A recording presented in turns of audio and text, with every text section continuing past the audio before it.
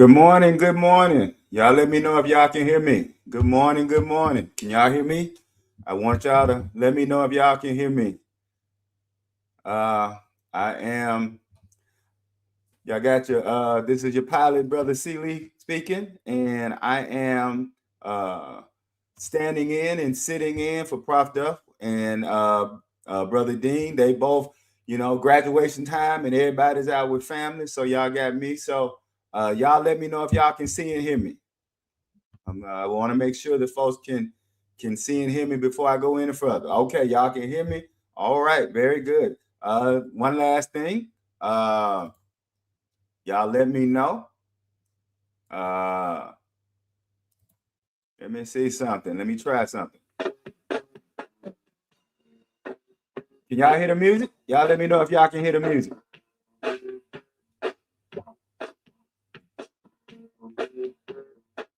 If y'all can't hear the music, that's cool. But just let me know if y'all can hear the music.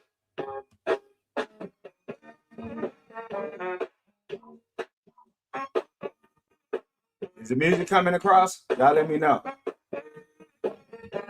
Very good. So I want to say hey to everybody. I hope that the music is not drowning me out. So like I said, I want y'all to join with me. And we gonna take care of Prof. Duff's house this evening. We gonna keep it funky, but we gonna keep it in love. And so that's what I want to do. I want to do what Prof. Duff always does. And so I want to say, Sister April Watson, you were first in the chat. So good morning to you from Tampa. Next, of course, Realign the DJ is always in the crib. Love your Mountains 12-inch. You know what's up. You done your reading for the day. There we go. Sister Anna B from Sunrise to Moonset. Welcome to the Purple World. There's our Detroit brother, Brother Andre Staley. What up, though? Anybody else see Is God Is or I Love Boosters? I have not had a chance to see it either yet. I'm also trying to get to see The Mandalorian. Want to say hello to Sister Cassandra. She's giving us love from the ATL. Happy Memorial Day. This is the course, Prof. Duff. This is Bad Robot. What's up, Purple Peaks? All right, let me add to the stage, brother. Sexy, big sexy. Can you hear the music? I hear the music a little bit, but I can hear you clear as a bell. Okay, very good, very good. I'm not gonna try to raise the music because I can barely hear myself over the music. Matter of fact, I'm gonna stop it. I'm not. So I want to say thank you, brother, for joining me. I have never hosted anything live before, so this is my first time. And look here, I just want to make sure that we keep the house straight now. And I want to say thank you, brother, for joining and coming in and making sure we get this thing right. What do you want to say to the peoples before I get to showing folks who else showed up today? First, I want to say that I got the call. The professor sent out the call. I said I got him. I got Seeley. That's my dog. I'm going to roll with him. I appreciate it. I'm flattered to be included and invited. I love this space. We always get into it. And I was a little egghead today and did the reading in advance, so I know what we're going to talk about. There we go. And that's some stuff that I was in the Bay Area going on with when that time happened, and we have a blast. I'm ready to get into it. So I'm gonna definitely, when we get to that part, well, I'm gonna let you. We're gonna go back and forth, but I'm gonna set it up so that when we get to the Bay Area, you get to read that. And also, you know what I got to do every time I see you is I got to give you some American Dream love, Dusty Rose. Got to give you some of that Dusty Rose, American Dream love, and now we can get on with the show. Well, baby, you're gonna get funky like a monkey up in here if you will. There you go. There you go. Funky like a monkey, baby. Hard times. We're gonna ain't gonna be no hard times up in here today. So, Sister Chanel, what's up to you? She said, good morning, Purple Peaks. Grateful for D'Angelo for putting us on to Alice Smith. She got a ticket to see the show performance in D.C. on July 18th. Oh, there he is. Brother Lee Christian, all the way from the UK. That's my UK brother right there. I always appreciate Brother Lee showing up. Brother Nick Felton coming in from Denver, baby. You know what? And I always think about, he's not from there, but whenever I see Denver, I always think about John Denver. And what was his song, Rocky Mountain High? I always think about John Denver. So, all right. What's up, Sister Lori? Sister Lori Johnson is in the space. Sister Christina is always joining us from Minneapolis, wishing us happy. What did Prince do this week? Or as Brother Theo would say, why do people dance this weird? Good morning, Rockabosh. That's right. We've been listening to the D68 boot of the 6th Annual Minneapolis Award Show. Prince was working his band on stage and barking at the crowd for not dancing. There we go. Want to give it up to Sister E.A. Ola from San Francisco. Give it up to our New York City, Sister Dr. Edwards. What's up, Sister Dr. Edwards? Always great to see you. Let me say it right. This is the DE68A show. Brother, we appreciate all the work that you do putting us on. Sister Heavenly Gaines, appreciate you, Sister Heavenly Gaines. I think I've gotten around. Oh, there we go. House of Theo, Brother Theo.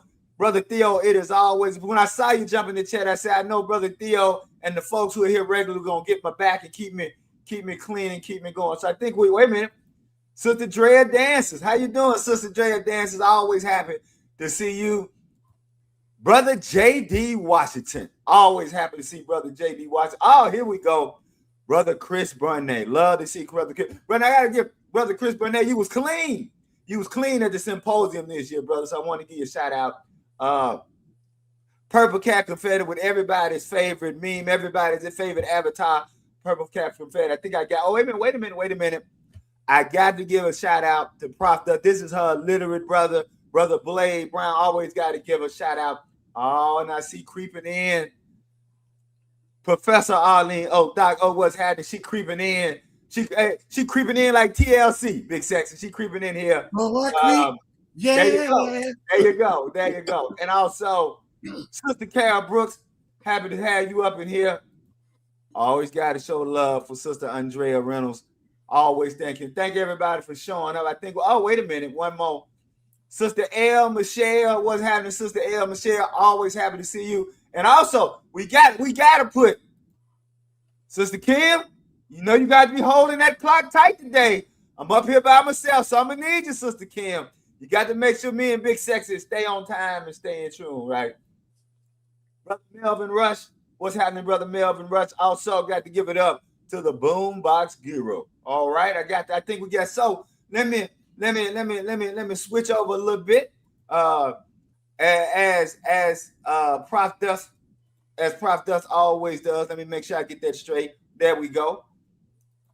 All right. So as Prof Duff always says, we know we in difficult times, but we gonna make it because we got love and we got each other. We gonna send out peace and blessings to everybody that's struggling. Peace and blessings to everybody that's feeling it.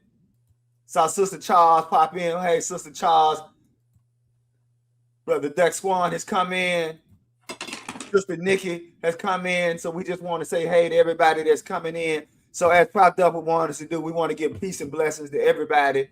There we go, Sister Kim. Look at there you go. Keep it straight. There we go. Won't be no salon in the day because I'm worried about what we're doing. We're gonna do the salon at the end for sure. There she go to Web Diva. What's happening, Web Diva? Happy to have you here. And so, what did Prince do this week? Week 21, 1986. We were playing 6. If you could hear, we were playing 6. We are here every Saturday at 12 p.m. Eastern. You can find us at bookclubpolysolid.com/schedule. This is a very slow read of Brother Duane Tudahl's Prince Studio Sessions book series through an interactive weekly online book club and Saturday salon, echoing the spirit of the Harlem Renaissance. That means we're going to talk about Brother Duane's book. We're going to talk about everything Prince, and we're going to talk about everything that's connected to Prince. So if you're wondering what all that means, and Big Sexy feel free to jump in as I'm going through these. We're going through this. One minute, I'm just going to check to make sure I'm doing everything right. So what did Prince do this week? We are going week to week. That's Sunday to Saturday of 1986, not date to date. As Prop says, you are figured out. I'm one of those people. It took a minute to figure out. So if you're reading the book, we always going Sunday to Saturday. What did Prince do this week? Week 20, the schedule. If you want to go to the square, if you want to see the schedule, that just you can scan the QR code, or you can go to the bit.ly link, Prince Book Club. We are on May 19th, 1986 through Friday. That's Monday, May 19th to Friday, May 23rd. That's what we're going to be reading today.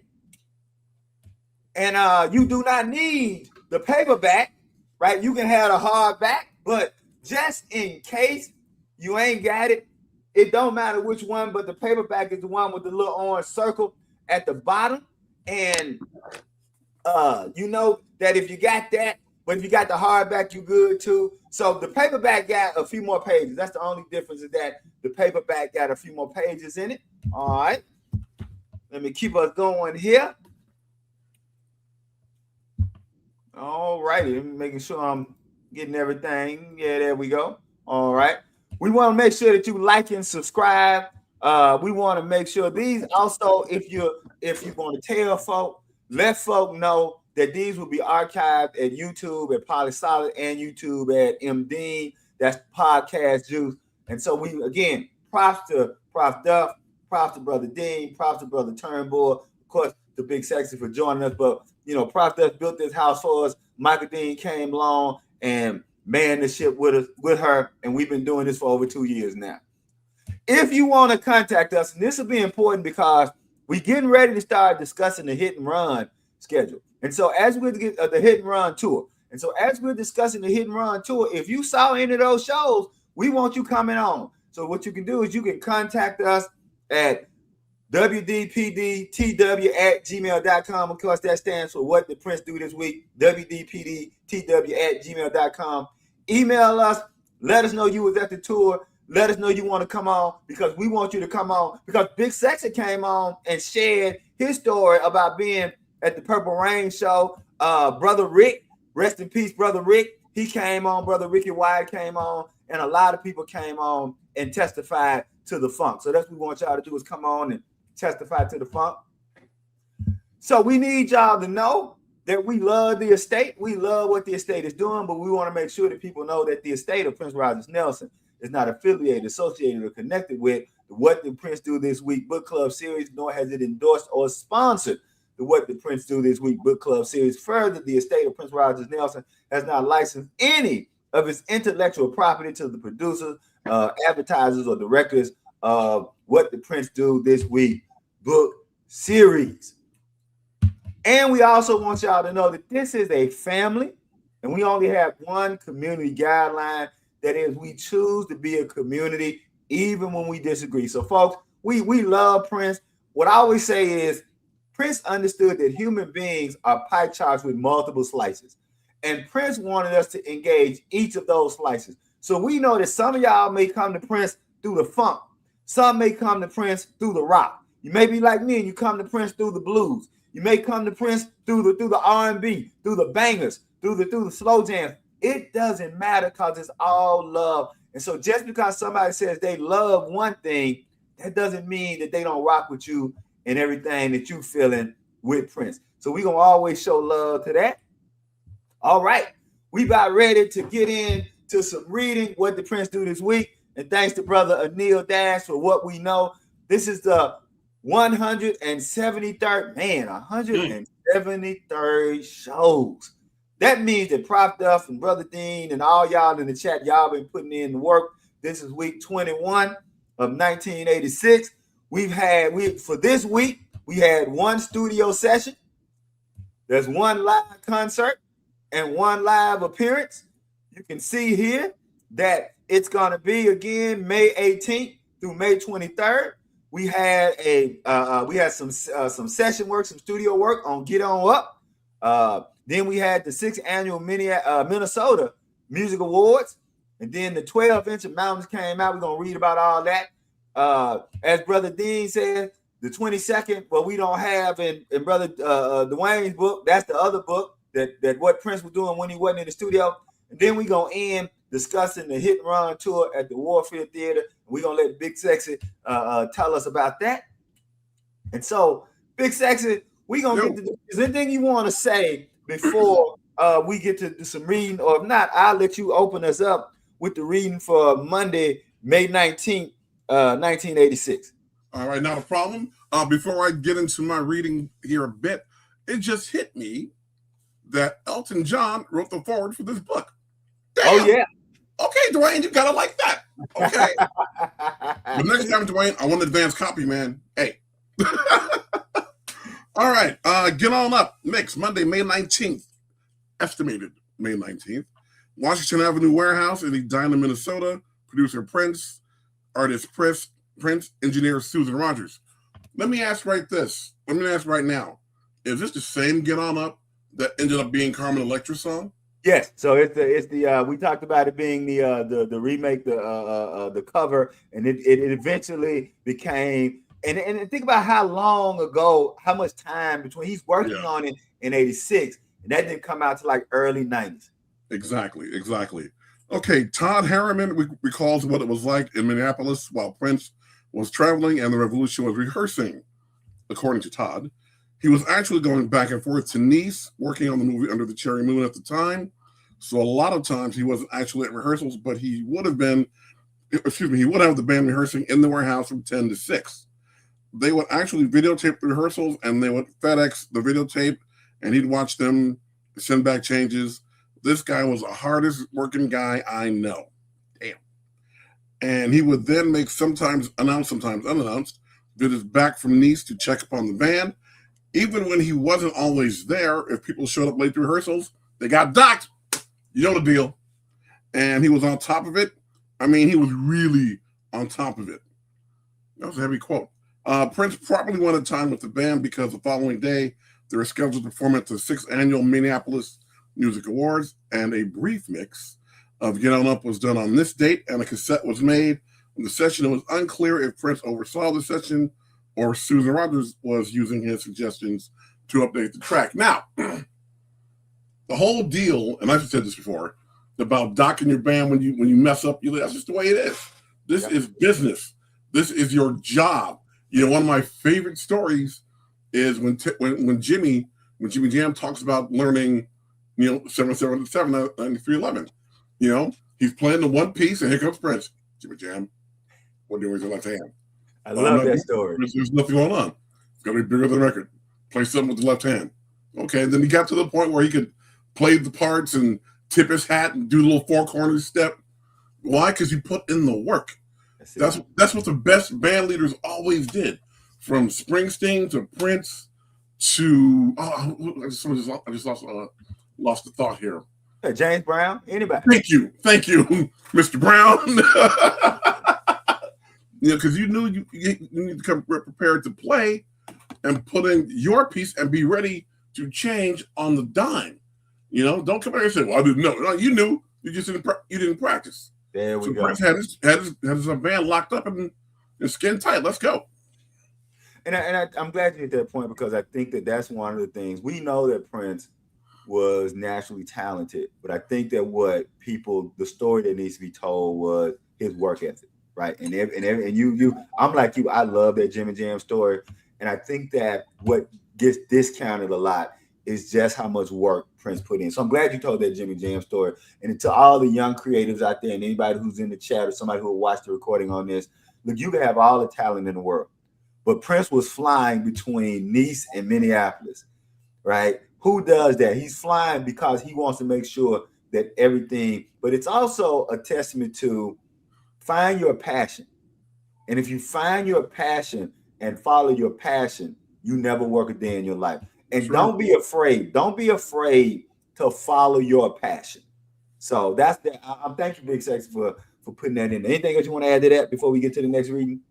No, just again, think about the classic traditional band leaders, and I have to mention the name, Ike Turner. Yes. Same thing, Yes. That's just the way it was. You come to this band prepared to go, and if you can't do it, we'll get somebody who can. That's it. That's it. So I'm gonna give you a break because I want you to read when we get to Friday, May 23rd. But hold on, let me make sure let me do a little something here. Get on up. All right. So Tuesday. So now, wait a minute. Let me make sure. So folks, we're now about to discuss the 6th annual Minnesota Music Awards. I never got a chance to go to the Minnesota Music Awards, Big Sexy, but I did twice go to the Black Minneapolis Music Awards. And the second time I went, the two brothers from Full Force was hosting. The two brothers from Bowleg and Lou and and Paul Anthony. And Paul Anthony? Yeah, man. Yeah, so it was, and I want to say that Q Bear from WOKJ was there. I can't remember if Q Bear was co-hosting or if he was doing some other things. But yeah, so we're gonna read now about the 6th annual Minnesota Music Awards. So I'm gonna read that. Let me see if I get here. All right, so May 20th, 1986, the 6th annual Minnesota Music Awards venue, the Carlton Celebrity Room, Bloomington, Mississippi, Bloomington, Minnesota. Capacity, 2,150. This is a quote from Wendy. On behalf of Prince and the Revolution, we're working really hard and it's paying off. Thank you. Prince had missed the award show the previous year and wasn't able to accept the multiple awards he'd won. So for this year's event, he made up for it with a 40-minute show closer that included Raspberry Beret, Girls and Boys, Life Could Be So Nice, Controversy, including All Day, All Night chants, Mutiny, including chants from Holly Rock and part of the chorus from Dream Factory, Kiss, and Love or Money. Interestingly, Prince played nothing from Purple Rain. Prince would also take home the award for Best Original Funk Music for Raspberry Beret, Best Film Video Score for Parade, and Best Cover Artwork for Album for Around the World in a Day. The following day, Prince flew back to Los Angeles. I'm like you, Big Sexy, and I've heard this bootleg, and they were on fire. Oh, let me do this while I'm doing that. Since we know they were on fire, I think we have some pics from the show. Right? Yes. Oh, yeah. Okay. So we have, and I love you. It's funny about seeing these pics now after all these years, but we'll talk about the show, but then I want to go through some of these pics. Anything you want to say about any of these pics that we have from that show? No, this is my first time seeing them. Yeah, and these are, I'm gonna go back. So yeah, so we got two screens of pics. I tell you that just thinking about what's the Kendrick Lamar line, sometimes you got to pop out and show folks, right? Prince was literally popping out and showing Purple Rain was over. He was popping out and showing Purple Rain is no more. And he did it specifically by not playing any Purple Rain songs during this show, which I think is a great move, but also a bold move, because he's making it clear, I'm not just going to be this one person here. And I love these shows. You can see Jerome and the boys, Jerome Wiley and Brooks getting down behind them. Wendy is always fire with the guitar. And you get so many different looks from Prince, because you get the midriff look with the jacket, but I love the tie. So anything else on that before we go on to the next stage? Yeah, real quick. I appreciate and I acknowledge the fact, and I really admire the fact, that at that point he wasn't doing Purple Rain. You know, that's what the true artist does. They take you on that journey. You know, I remember when David Bowie stopped doing all the Ziggy Stardust, and people would get on him. He's like, "Look, I'm not doing that. We're going forward." Exactly. You know, and that way, because if you don't do that, you get locked in to that one era, and no one else to hear anything you have to say other than that. You know, because I'd go to Prince shows. I went to the Third Eye Girl show and the piano and a mic tour. He would play something like a B-side, and people would ask me, "What's that? You don't know?" Right. Get out of here. You know? Exactly. Go do your homework. So we want to get to our folks. And I love what Rockabye said, and jet lag be down. You right, Rockaby's call. I couldn't have done all that flying and then went to go rehearse somebody, right? You know, what else? It says I lost a gig for not being prepared and never again. There you go, realigning DJ. That is it. That is it. Right. Want to go through here. You are right, Sister TP. His work ethic was otherworldly. Right. Want to go through some more of these. Let me see here. Let me see. Want to go through. I want to catch up with everybody. I think there we go. What better excuse than to go back to Paris? There you go. Right. Thank you for that, LTKK. That's right. Shout out to Full Force. It was really great. Said Rockabye Prince exhorting the unfunky crowd to sing and dance at the and you know what? Also, I also think that's also people showing up looking for a Purple Rain show and getting something else. You know what I'm saying? And so I love the fact that Prince understood what they wanted. Was like, no, y'all gonna groove to this funk here, right? That's right. Thank you, Sister Christina. Q-Bear from KMOJ was legend. Also, shout out and rest in peace to brother DJ, to brother Jules. Brother Jules was the first person I met when I got to Minneapolis when I went to go do research for my book. And he actually was the first person that got me into Paisley Park, was Brother Jules. So before I'd ever met Prince, Brother Jules was the first person that got me in. So rest in peace to Brother Jules. And yes, Brother Q-Bear is a legend, right? Exactly right, Brother JD. The brothers from Full Force were always underrated. So it's about 3 minutes into the performance, and it's funny, right? Profanity written. Oh, I got to revisit that. I had forgotten about that. Thank you, Brother DE68, right? Chris Burnett said he loved that Prince was not just a superstar, but was an active member of the local. You're right, Brother Chris Burnett. And the fact that Big Sexy, he made up for not being there last year. So he's like, I know I couldn't be there last year, so let me give you this funk this year. Want to give a shout out to Sister Karan for getting in. And I also have to echo, Sister Karan was sharp. She was sharp at the last symposium. So, Sister Karan, I'm not on social media, but I hope you took pictures and I hope you posted pictures because you was sharp. As we said, you was sharper than the board. You were cleaner than the Board of Health and sharper than the tech during the symposium here. All right. I think, let me see here. Did we get was that? Can we full screen? Oh, full screen photos. I'm sorry. Thank you, Kim. I will definitely do that. Let me do. There we go. Thank you for that. So let's go back. How's that, everybody? Thank you. There we go. Thanks. See, that's why I knew chat was gonna have my back. Thank y'all. So check that out. There, look at the boy in all his glory. Look at that. Hey, look at Brother Eric Lee's looking all clean, Big Sexy. You know, always. You know, getting his Maceo Parker on. Eric is always that dude. Always. That's it. And then, of course, we got these full shots here. So definitely thank y'all so much for letting me know about that. Let me see what else. All right. So now we can, let me get here. Let me get us here. No, that's not where I want to get us. There we go. Get us here. There we go.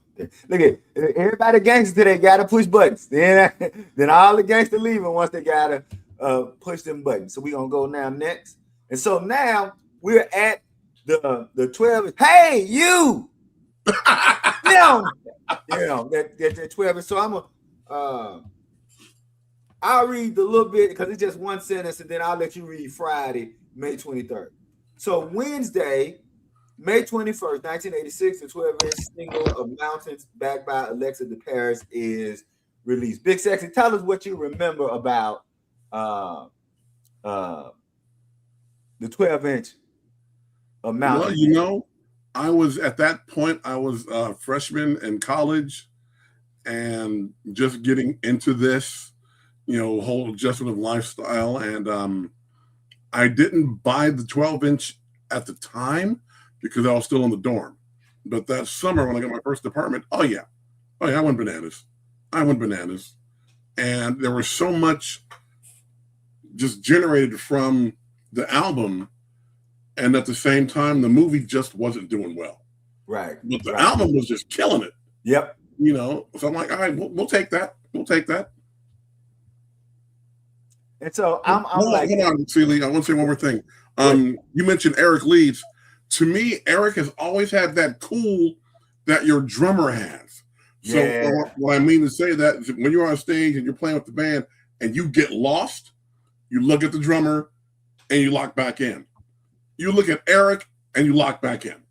You know, he's that steady, presence there.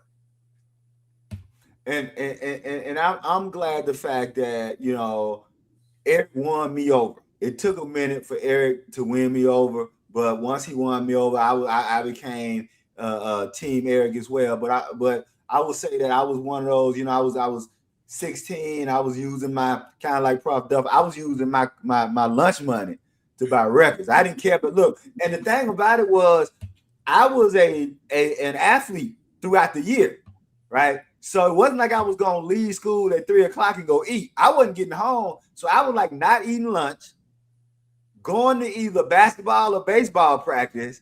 And God forbid we didn't have a game. So I'm giving up lunch and maybe not even get home. Now, if we had a game, coaches would feed us. So I don't want to, right? But if we just had practice, I may get home 6, 7, 8 o'clock at night. But to be honest, Big Sexy, I didn't miss it because I so love the music. And that's why I tell people about finding your passion. That yep. I didn't feel like I was missing anything by using my lunch money to buy records, because I can truly say, Big Sexy, art, and I know it's psychological when I say this, art made me full. Like I never missed it because I loved it so much. And so yeah, when the 12-inch came out, for me, it was just, by this point, it's just more fun, right? You just getting more and more music. And that's what you fall in love with Prince for. You get more and more music. Let me see what some folks are saying in the chat here. There you go. Eric was clean. There we go. There you go, Realign the DJ. And so shout out to Prof Duff for always doing the homework, for getting us those great picks. That's what I love about Brother Theo and the Next Power Generation, right? They be doing the homework. And so I'm so glad that folks like Brother Theo and the rest of the members of the Next Power Generation, they're going to be here long after us, Big Sexy, and they're going to keep preaching the gospel of the funk, right? Thank you, Brother DE68, for letting us know that the USA had the red font and the UK had the black, plus with the poster. Let me see what else is going on. So Sister Christina said she went back and got hers.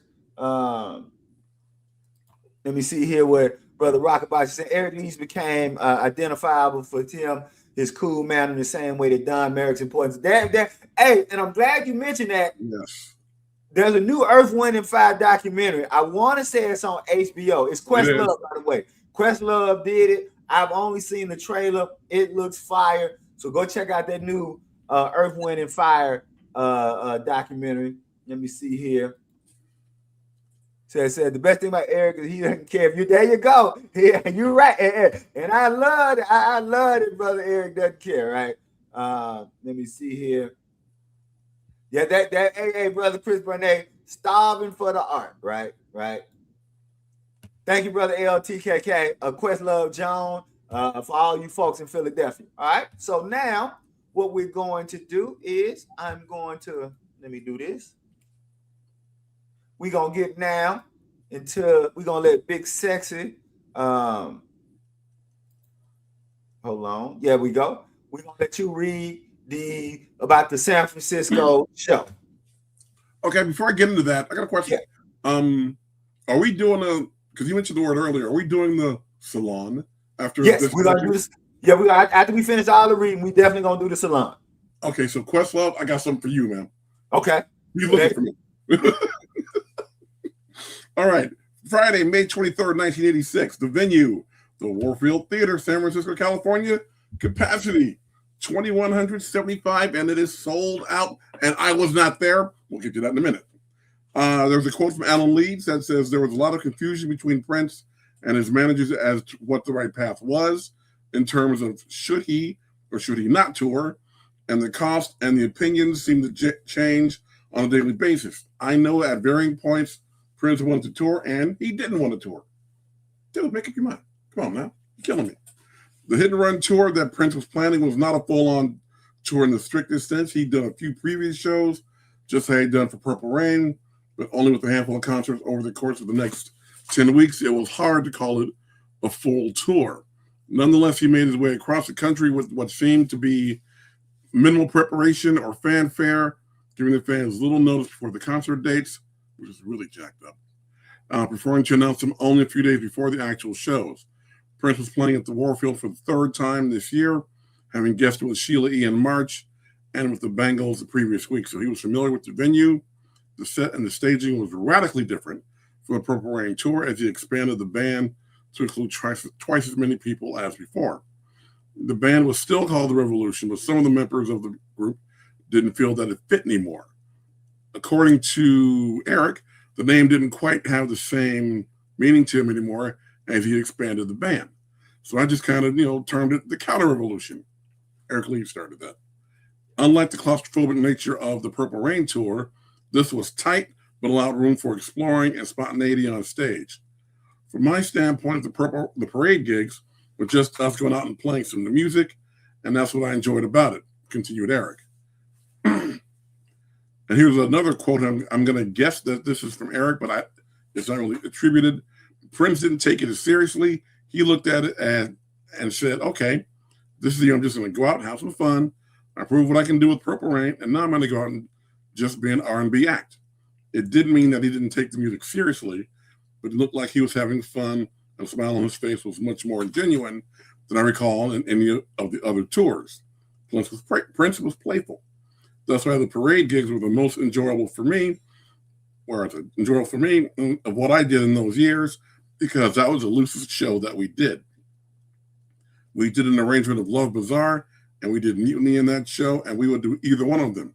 He would decide on the gig which one he felt like doing that night. So he would go to Wendy and let her know to count it off. If Wendy counted off 1, 2, 1, 2, 3, 4, that was Mutiny. If she counted off A, B, C, D, we knew it was Love Bazaar. I wonder why they did that. Now we know. Even Andre Simone joined the band for on stage for a song. He called me up and we did Dance Electric. It was just spur of the moment, and right there and then that was it. Reflects Simone, who hadn't rehearsed with the band or participated in the sound check. I think he heard that I was there and he called me up. I can't speak for anybody else, but for me, it was like riding a bike. I heard that. In contrast to his last tour, Prince performed very little from 1999, only DMSR and Delirious and Limited Purple Rain, just to the title track, ignoring the biggest hits of his career. Bobby Z recalls Prince's mindset on this decision. He was 2 albums past it, and he was focused on the new songs. See, we talked about that. Mm-hmm. Eric agreed. That tour probably went through more changes than just because we had a. Let's try that again. That tour probably went through more changes just because we had such a big song list that we were starting out with, and I think that he was coming into a determination of what songs worked and what songs didn't work.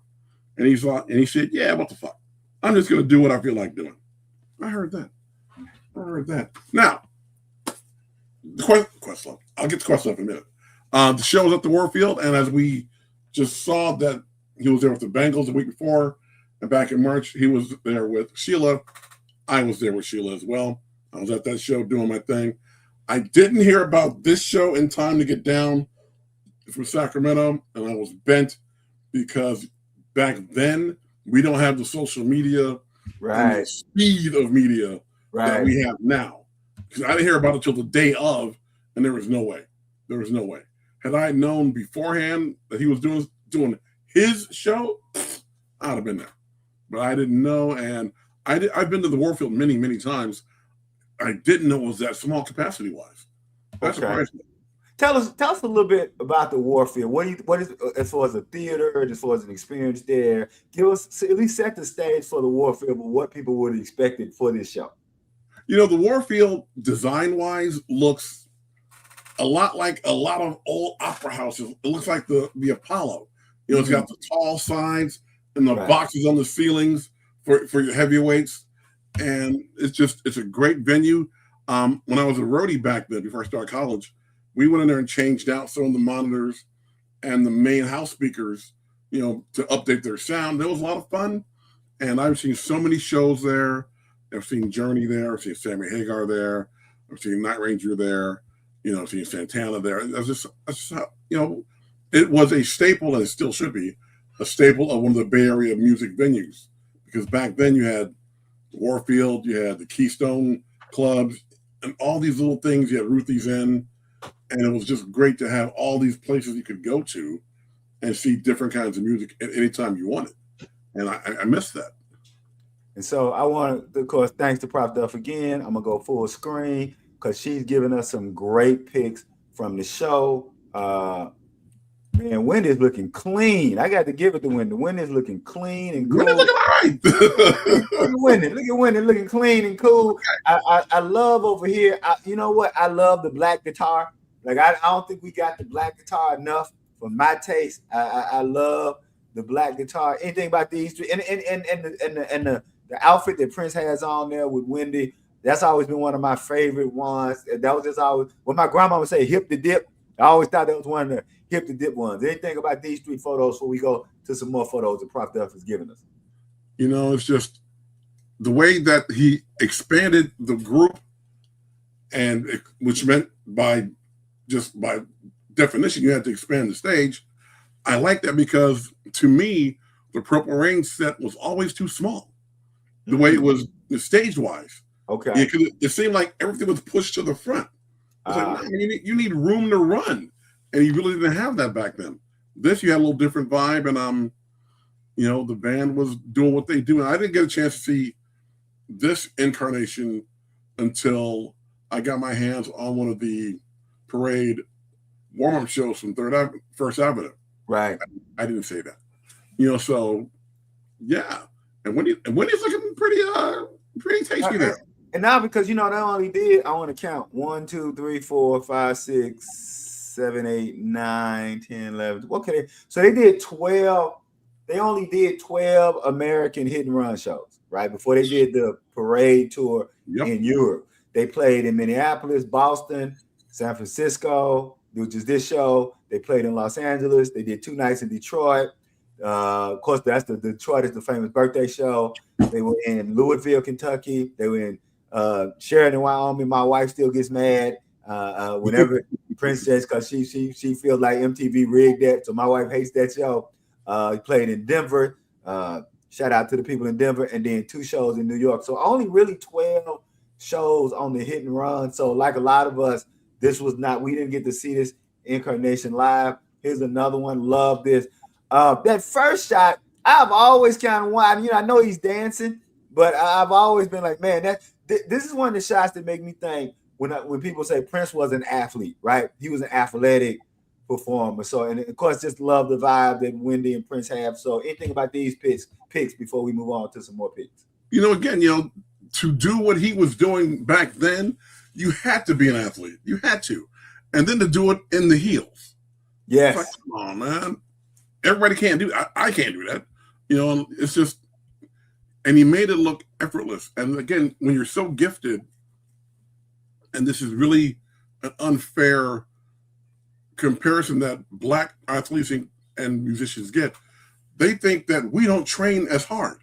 Right. Oh, he does it naturally. No, he's in the gym, man. Right. And they're doing it from sun up to sundown to bring it to you to make it look effortless. Exactly. And you can see it all pays off in them because the band is always ready. And when I first started watching him on the Purple Rain tour live, and he would call out the number and say, "Give me 2 times" and all that. And I was thinking James Brown, and I was thinking Ohio Players a little bit too. Right. But no one else was doing that except him. Yes, exactly. I'm like, dude, you guys got to be ready to go when you get up there with him. And I think it was Levi said that. Levi said that, and I think it's on the little Diamonds and Pearls VHS. He said that the one thing that he hated, because before working with Prince, he could learn the show and then just go and have fun. But working with Prince, you had to always keep your eyes on Prince because you never knew when the change was going to come. A lot of people get mad at me, and that's okay. But a lot of people get mad at me because I'll say, look, when you have the conversation of a Mr. Jackson show against a Prince show, with Mr. Jackson's show, you've seen one on that tour, you've seen the tour. That's it. Right. It doesn't have a lot of room of a variation. Prince, you don't know what you're gonna see. This is a little hyperbole, but Prince was one of the few artists who could walk on stage and say, "Tonight, I'm gonna do 6 songs you ain't never heard before, and you ain't gonna ever hear again." He was one of the very few people who could do that. We got some passes here. Tell me what you think about them all access passes. That's a new look for me. I haven't seen these before. I used to collect my little lanyards and passes too, but these are new. I like them though. I like them. So shout out to Prof Duff. I like the cherries there. Prince always, pushing the envelope. Let me see what else we got. There we go. All right, so now we got. Look at Prince and Wendy just giving you the show, just giving you all of the show, right? And it's just a master performer, and that's for me. Like I said, I love everything that the estate is doing. I just want the estate to go even a little bit harder on showing the world what a great live performer Prince is. What do you think about this pick before we go on to some more? The estate has so much footage and concerts. Like, what are you waiting on? Let's go. Let's get this out there, man. I don't know how they're doing what they're doing, and I'm sure they have a path to do what they're trying to do and get where they're trying to go. But let's go, man. Let's get this stuff out here. Look at that. Yeah. Love this, man. Love that. But this one here, I mean, that's right there. That's classic Prince. Look at the design. Look at the shades. Boy got the hair laid. I mean, this is look here. This is people talk about Just Purple Rain as peak of Prince's power, but I like to say the peak of Prince's powers lasted 10, 12 years. I mean, when you're talking about like it wasn't no one shot peak. So thanks to Prof Duff for digging these picks up. Go ahead, brother. Big Say. It's like you said. A lot of people will say, "Oh, well, he peaked at Purple Rain," and when they say that to me, that just shows me that they don't know what they're talking about. Right. Because that may have been his biggest selling album. Okay, fine, but you can't take that long of a years of just being on top of things, and you would see it at. He wouldn't even have an album out. And the Grammys would say, "Look, Prince, give us album of the year," and he'd come out, and the building would stop. Stop. Exactly. And I forget the person he gave it to. I think it was Beck one year. He gave it to Beck, and Beck freaked out, and he gave it to another group called Gotye. Help me with that name, somebody in the chat. He gave it to them. And they're like, "Whoa, Prince just gave us this." Right. He was still that dude. That's it. Okay, that's just how it is. And you need to respect that. And people just try to narrow it down and bottle him into 1984. No, it doesn't work that way. Yeah, he was. Oh man, these are just really, really. Shout out to Prof Duff for giving us all these really kind of classic shots. Classic.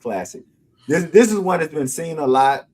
This is one that circulates a lot, but I love it because again, it shows Prince in motion. Like I said, I'm one of those people that. I always want to give props to Prince being a child of James Brown, and that Prince. If you don't see Prince as a dancer, I think you're missing out. And again, there are levels to this, but I think that Prince just as the overall showman, and just a person who could move and take command of a stage. I mean, look at that. Because what you're getting is that shot I love because what you're getting is you're getting Prince the Funketeer, but you also getting Prince the Jokester, right?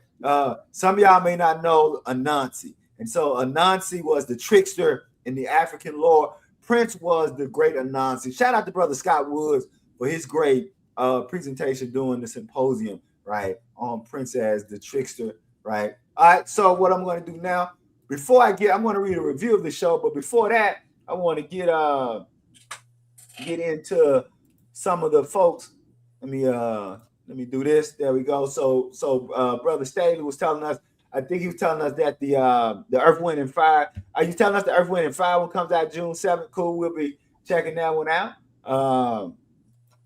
Brother Chris Christian says that one of his first 12 inch. There we go. Let me see here. That's all right. So yes, it's the Earth, Wind, and Fire is coming out on June 7th. Correct, right? Mundo. There you go. And that's is that Questlove doing a little wink coming it out on June 7th?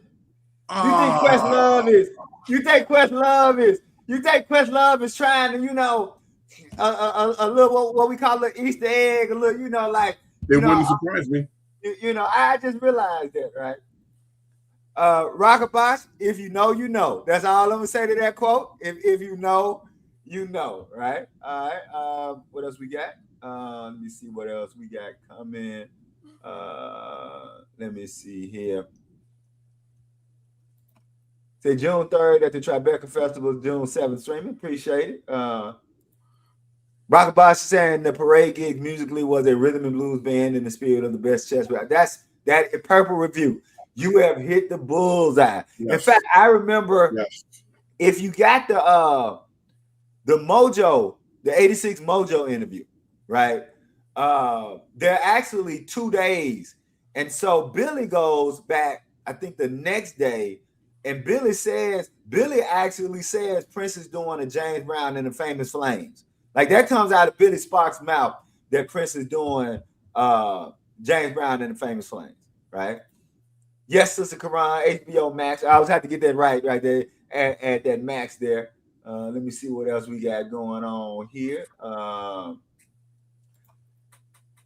Black Bears coming to the house. What's up? What's up? Sneaking into the place, right? Yes, those Princeton suits wear help knock out the character of the Purple Rain era. You're exactly right. You're exactly right. Right. Love that the whole band, right? Look chic. Let me see here. All right. Does the fact that the late announcements of the hit and run flows and minimum press dates and interviews affect the under the chairman ticket sales seems like poor management decisions? And these 68, and that's what Brother Tudahl is saying in the book, that it seems that they could never come to a consensus of if they were going to tour or not, right? I think that's what Eric was saying. Mm-hmm. Eric was saying one day they were going to tour, one day they weren't going to tour. So I think that a tour being up in the air, how if they were going to tour. So I think that Prince was really trying to think about how he was going to move forward with his new look and his new sound, right? There we go, Sister Edwards. Yes, Wendy looking very nice. And I'm glad you said that. Like Wendy was looking like a fashion model in one of those, and that wasn't normally how Wendy presented, right? Wendy was a punk rock, right? Wendy was a rock person, right? She always presented as a rock person. So to see her be a little bit more elegant, right, in the black dress, right? Yeah, she was really stepping out, right? Says Chanel says she still salty that the DC Maryland area didn't get to see. Hey, look here, me, you, and everybody else. Cause living in Mississippi, I knew we weren't gonna get it big sexy, but I just knew that either Atlanta or New Orleans was gonna get it. And when Atlanta or New Orleans didn't get a hit and run show, I was just like Sister Chanel. I was 38 hot, as my granddaddy said. Right. Thank you, Sister El Michelle, Big Sexy, saying that she appreciates you the story there. Yes, indeed, Rockabye. Bobby's drumming sounded so crisp on that. All right, let me see that. Yep, only 2 shows in the same venue. All right. So okay. So I think I'm getting caught up. There's our faithful leader. She said, there we go. So thank you very much for. I hope I finally got that right.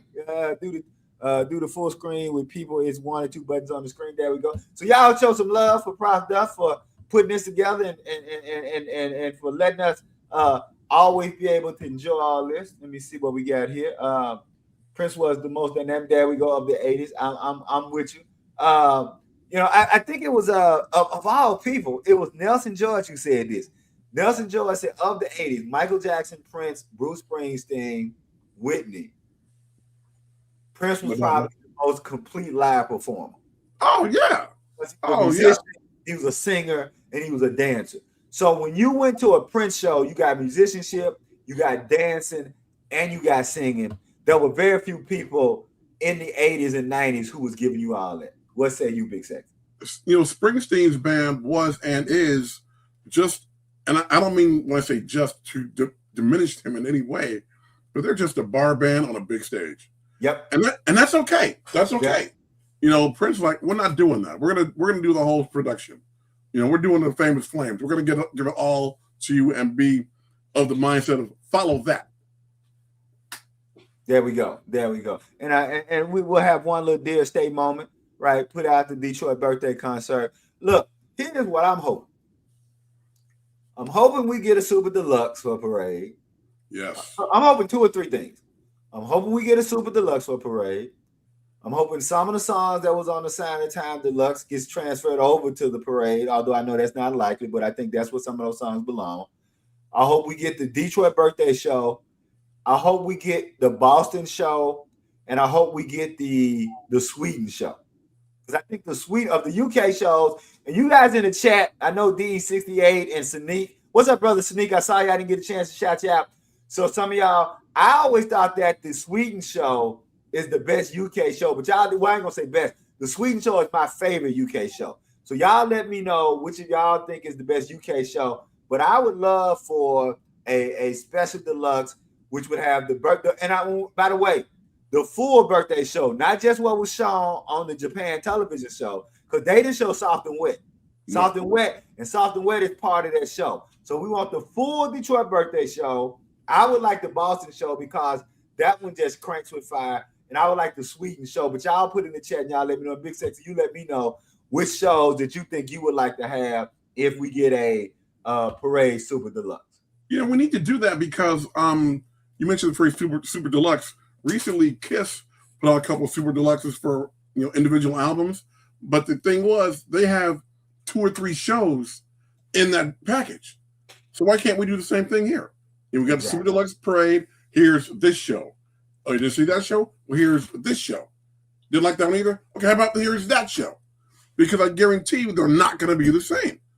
Put them out, let us, the consumer, do what we do. We consume. Give us what we want, and everyone will be happy. There we go. So I just want to get us caught up on. There we go. Sneak 22, a non-city spider. I knew somebody out there was gonna be up there with me, right? Right. I love this quote, Rocket Boss. Made us think about them house parties, right? Got a few Anansi folk, right? Definitely that wink the Prince putting it on June the 6th. Want to make sure I just get caught up with everybody. Let me see here. Let's see here. I was a little behind the stream, but I love the point you made about Prince being able to go to stage and pull off random songs. There we go.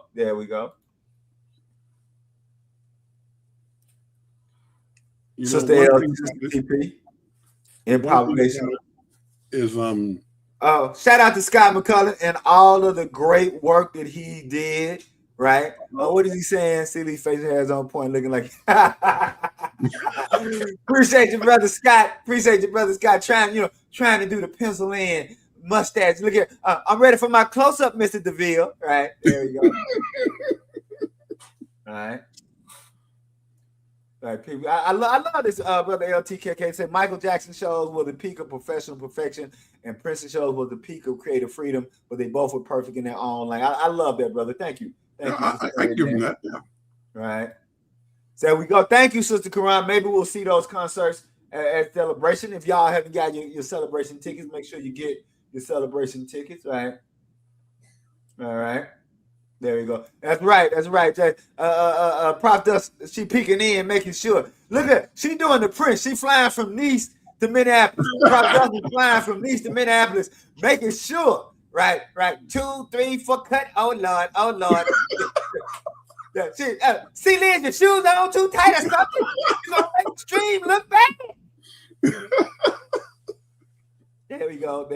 So just want to make sure we get everybody caught up, making sure. I hadn't. Brother Wayward, we didn't get no brother. Just saw Brother Wayward sticking in, so sneaking in and getting some love. So I just want to make sure I'm giving everybody some love. And Brother JD is giving you some heads up on saying he agreed with you on the Kiss thing. That Kiss, did a very good job of filling out their catalog and making it. There we go. Thank you, Sister L. Michelle Deal State. Free the rehearsal and the live footage for Celebration. There we go. We'll make sure I'm getting cut up. All right. So let me. I think I'm gonna need a drink.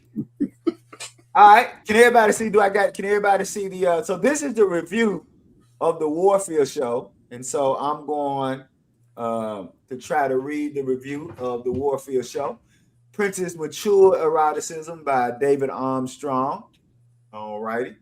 And says pandemonium may be too mild a word to describe the mood at Prince's sold out show at the Warfield Theater last night.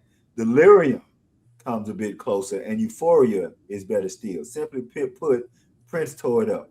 The show, Prince's third recent Bay Area appearance, but his first full scale performance here in a year and a half, took a lot longer to play than it did to sell out. Right when tickets went on sale just 3 days ago, at the 2,000 plus seats at the Warfield were wrapped up within 20 minutes. Wow! So, but Big Sexy took 20 minutes to sell the tickets, and they did a 2 hour show. Right? You got your money worth. There you go. Such a measure of the diminutive but dynamic rock and soul stars' popular appeal. Performing last night for 2.5 hours, including a long encore, the Minnesota entertainer put a crack band through its paces. The 11-piece group, large for a rock band, but not especially big for the soul reviews that are its obvious antecedents. See, everybody's picking up on that. Didn't miss a beat. A dip of the Royal One's shoulder, and the audience got a funky drum solo. A wave of his hand, and the horn section punched out brassy rhythms. Prince and his group. He was backed by his band, The Revolution, plus additional musicians hired for the gig. Nope, not hired for the gig. They are now officially the Counter Revolution. Drew on a but this writer wouldn't have known that. So drew on a wide range of material. His emphasis was on recent albums such as last year's Around the World in a Day and the current hit Parade. Most of his selections were steaming soul jams and well played mid tempo stuff, but he quieted the crowd by playing a ballad or two at the piano, including Under the Cherry Moon, the title song from his coming movie. Prince isn't an original songwriter or performer. Wait a minute, let me make sure I get that right. Prince isn't an original songwriter or performer. Don't know if I agree with that. His screaming electric guitar riffs are borrowed from Jimi Hendrix and the Isley Brothers. I wouldn't say borrowed, I would say influenced, but hey, that's just me. Many of his hot dance steps and cool moves with the microphone were derived from James Brown. His foppish image is a latter day version of Little Richard. And Prince's singing, especially his falsetto and soul shriek, is the old style directly traceable to the gospel tradition. His lyrics, often sexually explicit and nearly always insinuating, aren't especially well thought out of. I completely disagree with that. And a lot of them are sexist and puerile. Yeah, okay. I mean, all right. Look, I'm not gonna tell anybody what to feel. There's a guy who does Jackson State Sports named Ken Clark. He said, "I ain't gonna tell you what you didn't see, so I ain't gonna tell you what you didn't hear." Those qualities, unfortunately, came through very clearly in his mashup hit, the 1984 movie Purple Rain. The picture portrayed some rock scene makers as barely one step removed from pimps, and two men, not Prince himself, were shown dumping a woman in a trash bin. Hey, she annoyed them. I mean, okay, let's move on. But if he's often macho and usually derivative, Prince is still an authentic talent, as he showed again last night. So I guess the point is that Prince is able to borrow from the past and create his own thing. The raunch of the past performances, while hardly missing, was tempered in his Warfield show. Prince displayed a more mature eroticism conveyed through supple movements and his caressing falsetto. Switching easily from funk to rock to gospel to jazz tinged pop, Prince also showed that he has absorbed, not just copied, thank you very much, has absorbed, but not just copied his many influences. The result is an engaging hybrid that, when matched with his dynamic stage presence, produces a well-defined personal style. Very good. I always say Prince is an amalgamation. He's a gumbo. And what I like about amalgamation is you can't tell where one thing ends and another one begins, and therefore he's all his own self. Right?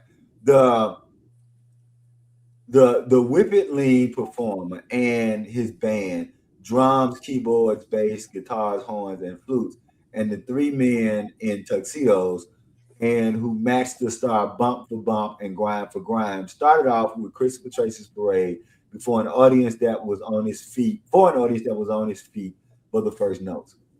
They whipped through Pop Life, a perfunctory version of Raspberry Beret, America, Prince's muddy tribute to the USA, Life Can Be So Nice, and Girls and Boys, among many others.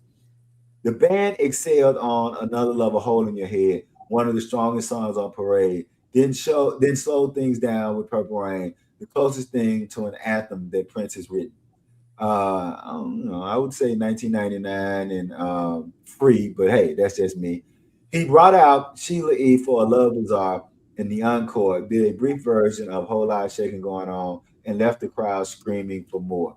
Through it all, Prince dashed about the stage, danced on the piano, climbed up and jumped from the mountains of amplifiers, left the stage several times to slap fire with fans, toss hankies, pendants, and tambourines into the audience, and changed clothes 4 times.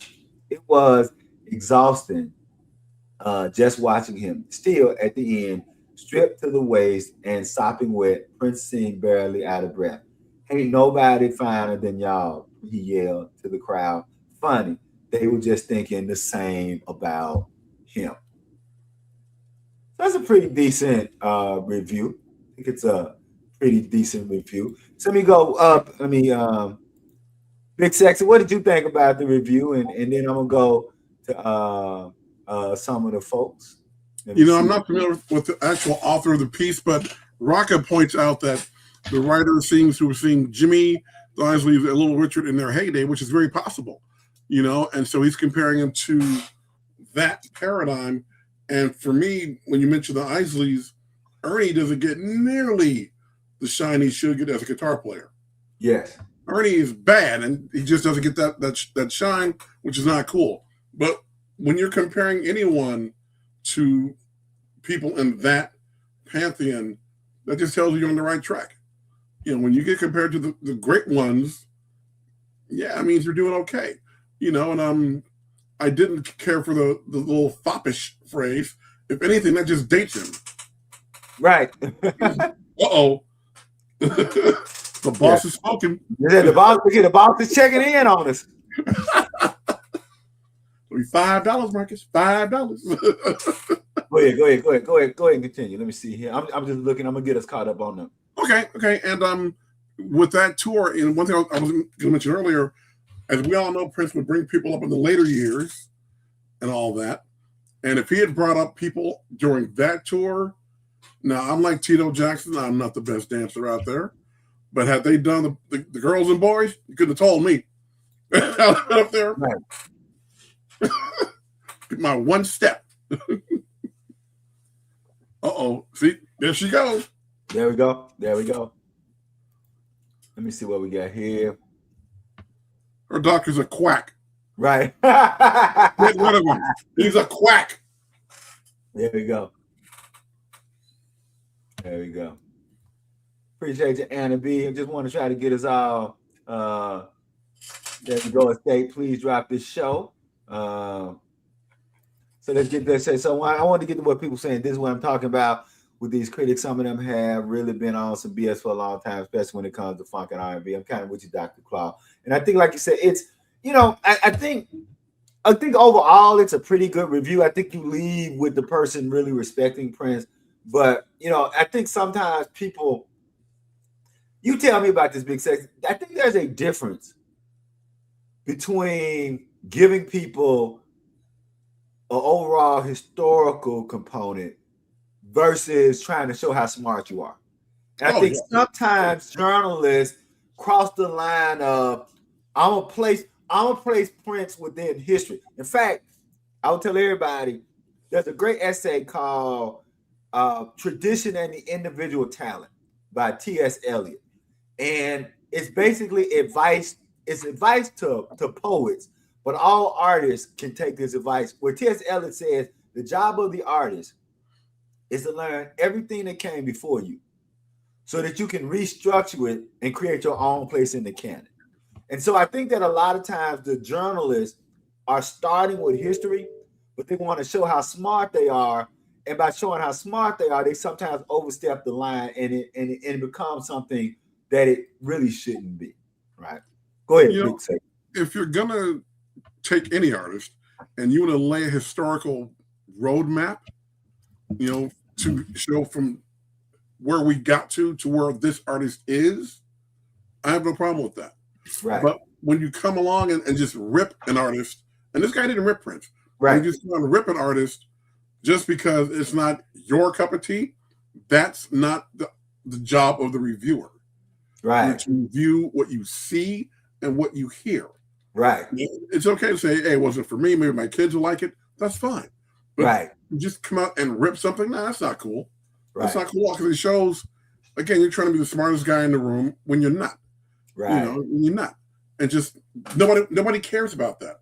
Tell us what we missed and what we missed out on by not being there that night. Tell us about the show. And a lot of people will miss that. And sometimes you get cats who are locked into a genre. Right. And then it's like we have to go out of that comfort zone to review something out of that area. They don't know what the fuck they're doing. Right. And it comes across as bitter and ill-informed and not cool. Right.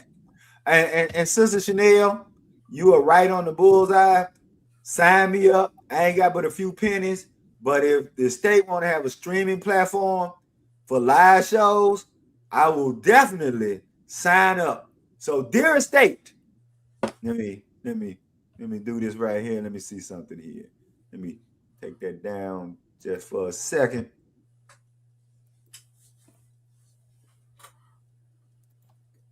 Dear estate, please create a streaming platform with all the Prince's live tours. There are a lot of people who will gladly throw money at y'all for a streaming platform. And we need it in both audio and video. We want an audio streaming platform and a video streaming platform. You can charge us something per month, $9.99 a month, right? $19.99 a month. And I guarantee you, folks will pay that. All right. So I just wanted to say that. Want to get some more stuff. I'm with you, LTKK, right? There's a difference between taking from and paying homage. Want to go, let's see here. There we go. I did with absorption. There we go. Want to just make sure. Yeah. And I will say the writer singer seeing Jimmy, the eyes and lyrics in their heyday. I got it. And it goes both ways, Big Sexy. I got like you, I got a couple of 1999 bootlegs. And there's on one of the bootlegs for 1999, one of the 1999 shows with Prince is at the piano doing a little piano melodies before he gets into How Come You Don't Call Me. And the guy, you can hear the guy in the crowd. And I want to say this, he was actually being complimentary. He wasn't mocking. And the guy says, oh, he got a little Richard in him. But the young sister didn't want to have none of that, Big Sexy. I mean, she said, nah.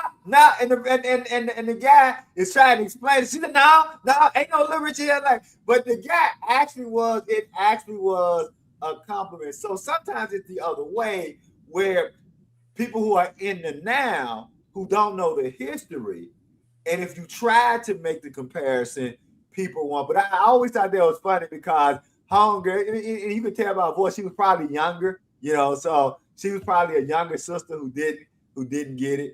I love this. This is what I say. Yes, Prince is an amalgamation, right? Let me see something. Let's say.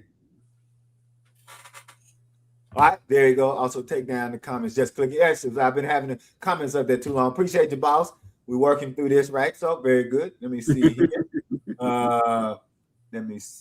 Just want to make sure I'm getting through all of the comments because we always say that you guys are much part of this show. So I think they got more pronounced in the parade days when he performed with the Revolution. Let me see here. I think I got everybody just getting caught up.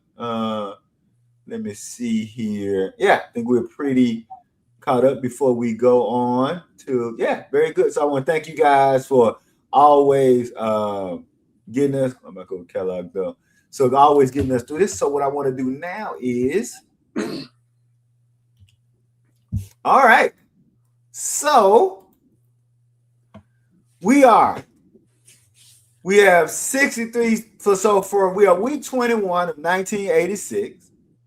Prince has had 63 studio sessions, 28 new songs, right? 3 live concerts. Here are the live concerts. Just checking to make sure everybody. And also, let me always keep doing that. There we go. My bad. I always keep forgetting to put the comments down. And so we have the 3 shows. We have the March 3rd show at First Avenue. That's the famous bootleg that we all have. It's good to know, Big Sexy, that because most of us, we had that bootleg and it was terrible, right? We watched it, but it was grainy. And so now that we know that the estate is showing it at Paisley Park, we know that there's a great copy of that. We had the first copy, yeah. There you go. April 3rd, the Metro, the Boston show, which again, that's one of my favorite shows. And then the Warfield show, right? So let's go on. 7 guest appearances total. And here are the guest appearances, right? He gave an award at the American Music Awards. That's when he popped out with Kendrick Lamar said sometimes you got to pop out and show him. So he had on the tux. I never forget, because my mama used to call Prince the little narrow booty pervert. And yeah, that's what my mama called him, that little narrow booty pervert. And when he showed up at the American Music Awards, my mom was like, that little narrow booty pervert got some regular clothes. Look at it. He should keep them on and stop showing this little narrow booty. So that was so shout out to my mama Claudia McInnes and saying that little narrow booty pervert had some regular clothes at the American Music Awards. He was at the Winter Carnival Fun Fair on Maserati stage, because he was with Sheila on March 6, 7, and 8 at the Universal Amphitheater and at the Warfield Theater, and then March 14th, and then March 8th, then May 14th, and then May 20th. And now it's time for the film break. So let me get caught up before we get to the film break to see, make sure I ain't missing nobody. Let me see here. Chris, when they say I couldn't stick to that objective type of review if I were to review some of the mediocre artists, I had today. Yeah, look at that's why with Big Sexy, when music changed, I said let me just write about the stuff I like, right? Since we now into the salon, DE68A is letting us know just for the info. On June 19th, Sheena Easton is releasing a 25-disc box set of singles, which includes Sugar Wall and Eternity. Look at this, Dear State. So if it's singles, I will have to say for Prof Duff, she hates. I think I want to get it right. The 7-inch edits. I think she thinks the 7-inch edits are a waste of time. So I don't know. I'm with her on that one. Yeah, I don't know if you want this, but I think that for newbies, this may be a good idea for newbies. Maybe I think that would be a good idea for newbies, right? Right. It's the leg shake, the swinging of the arm. That's right. Prince gives you the whole show, the streaming. Let me see what else. Just making sure I'm getting caught up with everybody. Big Sexy, you can jump in while I'm catching to make sure I'm getting caught up. Okay. Shanice's got her gig coming out, and I know a lot of her stuff. Don't judge me, but I know a lot of her stuff. My baby rides the morning train. If you grew up in the 70s and 80s, you knew who Sheena Easton was. There's a lot of people like, I don't know, if you grew up in the 70s, 80s, you knew who Sheena Easton was. Go ahead, Big Sex. I just didn't think she had 25 CDs worth of material, though. There you go. Well, I think it's all 25 singles. Oh, I mean, 25 CDs of singles. Let me I stand corrected. Let me go. Not what I'm saying, though. Let me see. Let me make sure you got 25 singles, definitely. Let me make sure. But that's still right. A big feat. 25 CDs with singles on them. Yes, it is. I can't find it. And the thing is, when she, like you said, when she first came out, she was all, baby, take the morning train, and when he shines and all that. And then 1984 comes along, and I hear it on the radio. Right. I'm like, who is this? Oh, this is Prince here. You knew it was Prince. And all of a sudden, here she comes with a vocal. I'm like, oh, Prince got to her. Okay, cool. That's right. That's right. Well, look here. That was the whole point, right? He turned the good girl bad, right? And I know that some tune still in there. My baby takes the morning train. He works from 9 to 5 again. But I ain't like y'all to know who she was. And the Chris Paul, you're right. The orchestrator, the originator, the emancipator, and you forgot one. And the architect, baby. It's all me. Prince just me. Mike just me. They all just me. Amen to Little Richard. The king. There we go. Shut up. There we go. Much love to Little Richard. So Web Diva is agreeing with Prof Duff that on the 7-inch, she was so disappointed by the Purple Rain Super Deluxe because it had too many 7-inch versions. That's right. Don't nobody exactly. A lot of people nobody give a shit about that. Edits. All right. All right. So now we are. Let me get that here. So now it's time for the film break. So let's talk about it. God Is. I have not had a chance to see it. Big Sexy, have you had a chance to see it? I haven't heard of it. So wait, hold on. You right, Kim. I'm sorry, Kim. I'm tripping. Don't talk about the lover. Talk about the love in me. She needs some baby face. That's hey. That was a jam too. That was the cut. That was a jam too. All right, now let's go. So has anybody seen Is Love Is? Anybody got any thoughts on it? I have not had a chance to see it yet. What about you, Big Sexy? I'm completely unfamiliar with it. I only heard about it yesterday, actually. So I'd like to hear what the viewers and listeners have to say about it. And I want people in the chat to let me know, because two things I am not. I am not a horror person. Me neither. And you know something else I'm not, Big Sexy? I am not a big guts and gore person. Like anything with a lot of murder, a lot of stabbing, a lot of blood. That's why I'm not a big Quentin Tarantino fan. Like I've never seen Kill Bill because I can't make my way through it. It's just too much. I like Django. I want to be clear. I like Django Unchained. Django Unchained is a great movie, but just too much for me. All right, so we're getting some folks coming in. So, all right. Dr. Claus, he's not trying to see all that stuff. All right, so, okay, thank you, Web Diva. She says that Is God Is great. What's it about? So, okay, so y'all help me out. I think it's a revenge movie. So, what's my girl? Shoot. I'm forgetting. But it's a revenge movie. And so essentially a guy tried to kill his wife by burning up.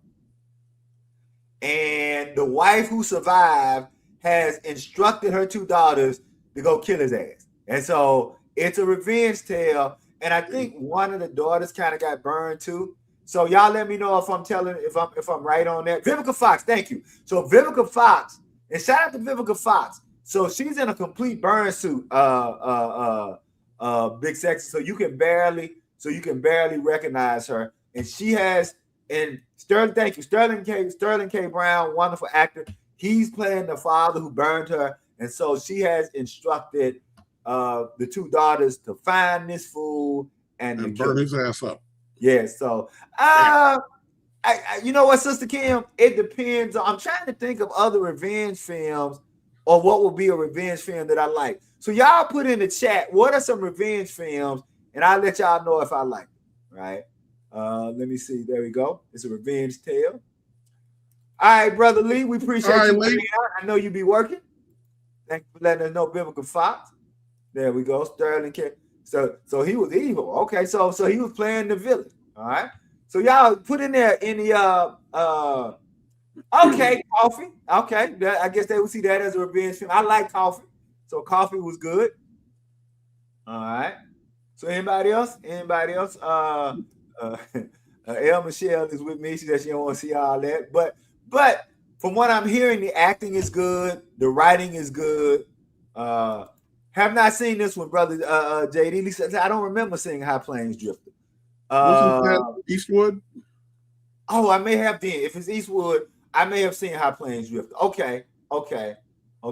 There we go. Revenge with Kevin Costner, Madeline stuff. Madeline stuff. I have not seen Revenge. Have not seen that. And don't take my black card, y'all. Have not seen Widows. Have not seen Widows with Viola Davis. So I guess I'm not a big revenge person. I guess, right? Okay. So I did see the movie bad. I saw this as a child. Ooh. That movie scared the hell out of me.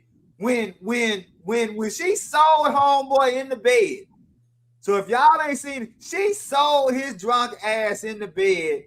And look here, that movie scared me to death. Okay, Hang 'em High. Hang 'em High is good.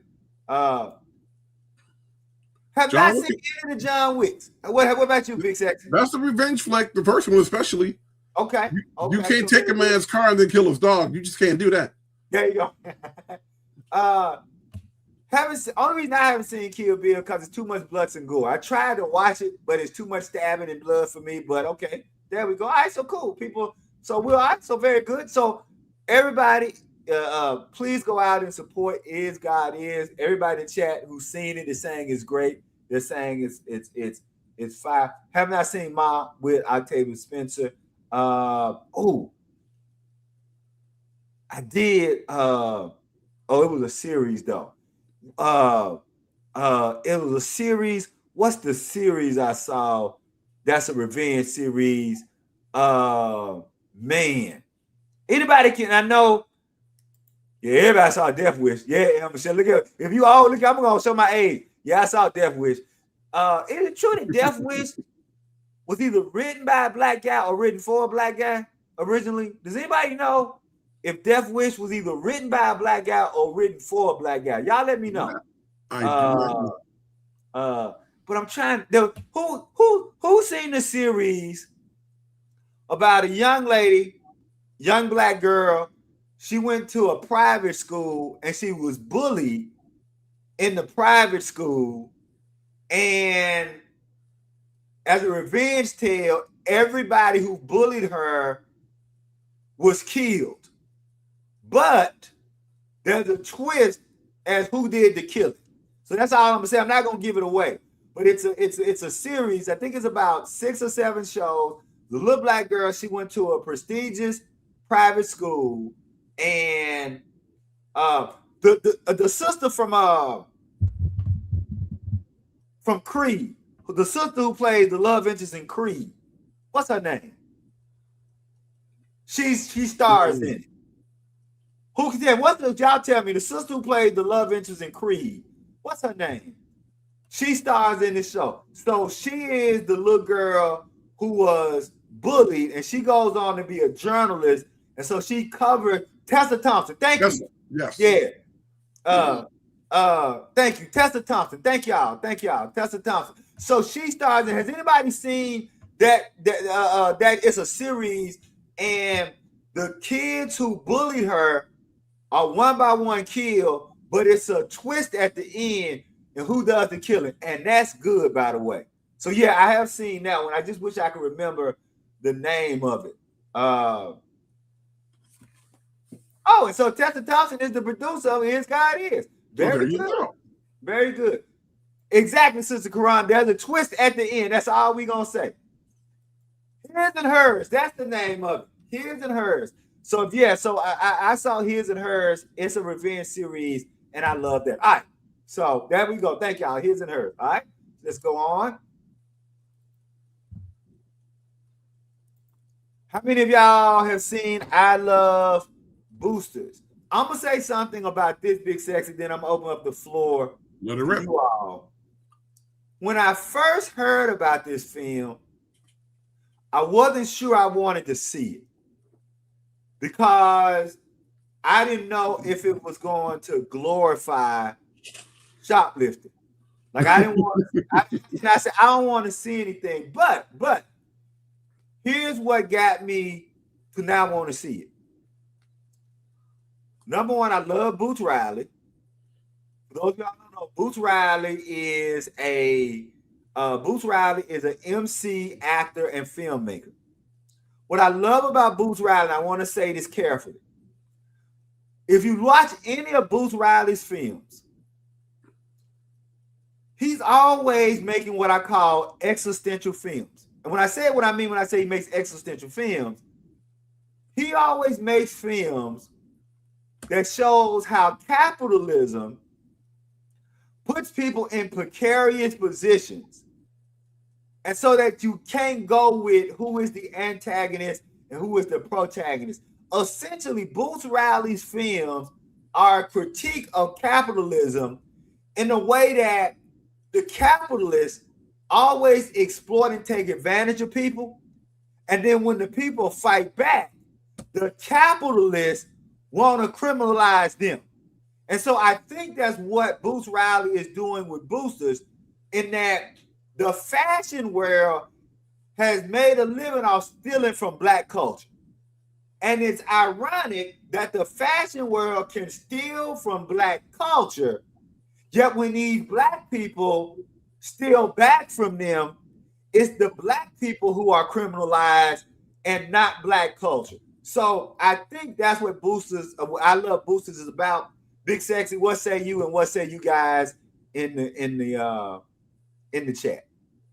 Well, I didn't know we were having film review today, because otherwise I would have seen it. You break it down for me very, very succinctly. If it's about people going out there and shoplifting and all that, I'm a little hesitant about it. But if there's a message, right, and they point to it, right, and if these people who are doing all the stealing are targeting this one, if there's only one, designer who's ripping off Black culture to make a point, do what you got to do. Right. Go do what you got to do. But again, like you said, though, when the mass media gets a hold of a story like that, they're not going to focus on why it's being done. All they're going to say is, "Oh, a bunch of niggas are stealing from the store." That's all they do. Right. You have to look past the obvious and see, why this is happening. Right. Exactly. So we got, I think somebody was talking about another one that Boots' works to click. So Chanel says the actors in Boots Riley, that's the attraction, not the story. You have some good actors in there. That's true. There's also because Keke Palmer's in there, and I love Lakeith Stanfield.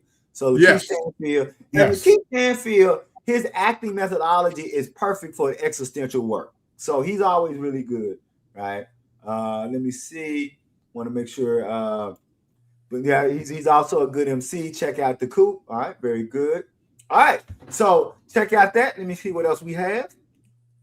So now it's time for the music break. Time for a breakdown. All right. Never gonna get it. Never gonna get it. All right, and so this is those of us who don't live in New York City. Y'all get all this free music in the summer. So it's the Brick Celebrate Brooklyn. Coming up is the Summer Music Fest. So you guys are going to be able to check that out. Brick Celebrate Brooklyn, opening night, Sheila E. and Leon Knight and DJ Spinner. So y'all can go. In fact, let me do this right here. That way folks can see everything. So I'll go back. We got Celebrate Brooklyn. We got the Brick Celebrate Brooklyn opening night. So this is going to be June 4th. All right. This lets you know all of the people who are going to be there. Prof Duff letting us know that Sheila is going to be there. Infinity Song is going to be there. Patti LaBelle is going to be there. Thank you for that. And then in July, Cindy Blackman and Santana is going to be there along with some other folks. I was trying to see if there's any other people that I would know. Who's going DJ Gravy's in the building. Come on now. So DJ Gravy, okay. Tell me a little bit about DJ Gravy. I wish I could.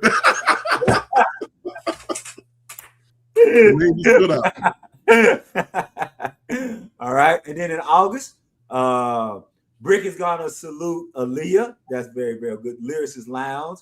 Y'all drop something in the chat for the Lyricist Lounge, right? How many of y'all remember the Lyricist Lounge? Like, drop something in the chat for the Lyricist Lounge. And Common is gonna be there. Thank you, Prof Dust, for giving me those cues to let me know to highlight them folks. Then also May through October 2026, you got Summer Stage 40, and it's gonna be a whole lot of people there. Let me go through here and see if I can pick out a few people. CL Smooth is gonna be there. Just Dougie Fresh is gonna be there. De La Soul is gonna be there. Trying to see some other folk. Who I would know. Who that? Lettucey Glue. Okay. Okay, we got some people here. All right. The Voice of Miles Davis, a symphonic celebration like that.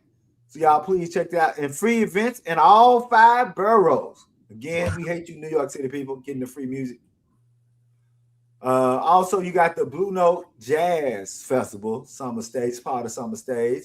Shabaka, Coco Roco, Omar. I will say that this stream, brother, Big Sexy, got me hip to Omar. I did not know Omar before this stream, and then love it. So very good.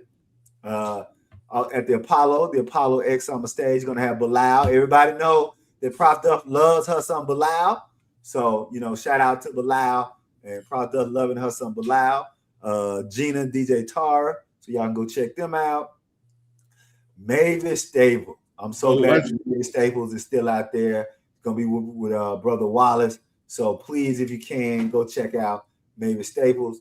And then June 1st through July 1st, you got New York City 2026 15th anniversary. Let us see.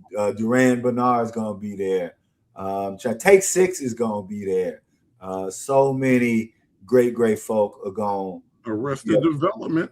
Yes, Arrested Development is going to be there. Harlem, the Harlem Gospel Choir is going to be there. Then you got June 13th through 14th. You got the Blue Night Jazz Festival again. Patti LaBelle, Wyclef Jean. So glad that Patty's still out there doing their thing. Coco Roco again. Herbie Hancock Institute of Jazz Performance Ensemble at UCLA is gonna be there, right?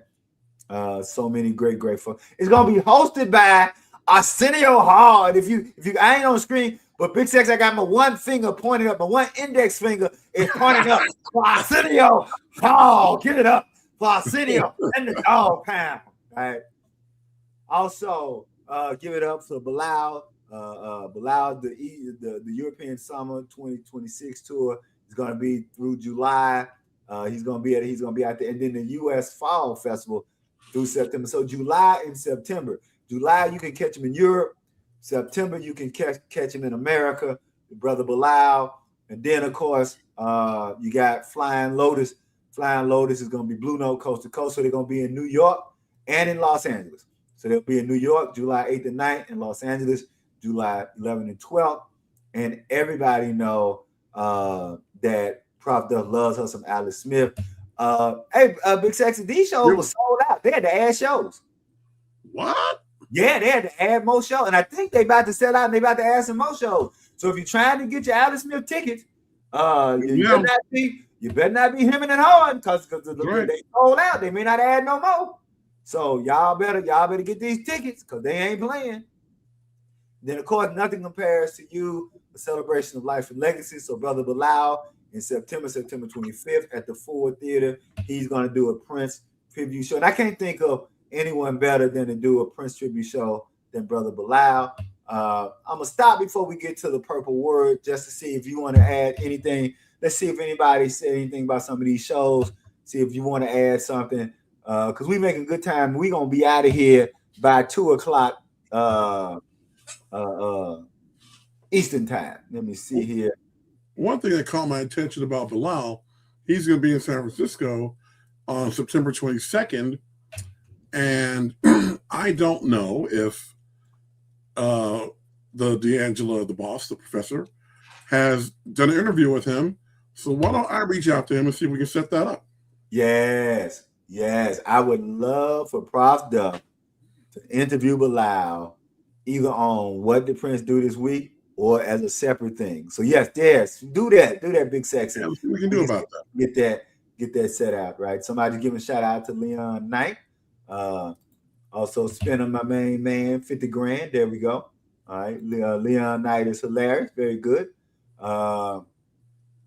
There we go. Let me see. Just want to make sure. Okay, so I was trying to make sure everybody can see. Okay, my bad, boss. My bad. I was trying to make sure everybody could see the writing. So I definitely, there we go. That's the doc, right? So I'll make sure next time don't take both of us off the screen. There we go. I didn't think about that like it's television. You do need to see people on the show, right? I didn't see that. I didn't think about that. You do need to see the people on the show. All right.